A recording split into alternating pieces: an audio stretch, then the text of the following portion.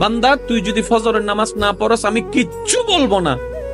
তুই ঘুম থেকে উঠার আগে সকাল বেলার সেই পেটের ক্ষুধা নিবারণের নাস্তা আমি রাজ্জাক রিজিক ব্যবস্থা করে দিব। আমি আমার যা দায়িত্ব সব পালন করব। তুই নামাজ পড়লেও করব, না পড়লেও করব।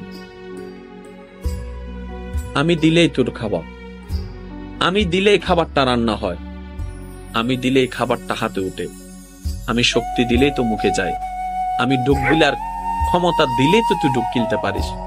ওই খাবারটা পেটে গিয়ে আমি আল্লাহ হজম করাইলে তো হজম হয়, না হয়তো বদ হজম হয়ে সারা দিনের কান্না হয়ে যায়।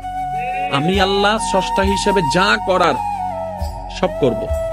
তবে আমি তোকে নতুন করে বলবো না নামাজ পড়, আমি তোকে বলবো না সুদ খাইস না, আমি তোকে বলবো না বউ পিটিস না, আমি তোকে বলবো না যৌতুকের জন্য অত্যাচার করিস না, আমি তোকে কিচ্ছুই বলবো না ওর জায়গা দখল করিস না, আমি তোকে কিচ্ছু বলবো না তুই যখন আমার চোখের সামনে অন্য জায়গা দখল করে তুই যখন দেওয়াল তুলবি আমি তখনও দেখে কিচ্ছু বলবো না।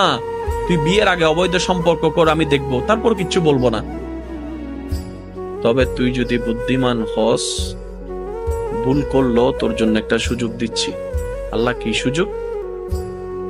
তওবা করে আস্তে করে আমার কাছে মাপছি, আমার কাছে ফিরে চলে আয়। এতটুক সুযোগ আমি তোকে দিচ্ছি। আল্লাহ কতদিন পর্যন্ত? শেষ সময় বলে যে মৃত্যুর আগ পর্যন্ত। আল্লাহ 24 ঘন্টায় কোন টাইমে? ওই যে কোনো টাইম।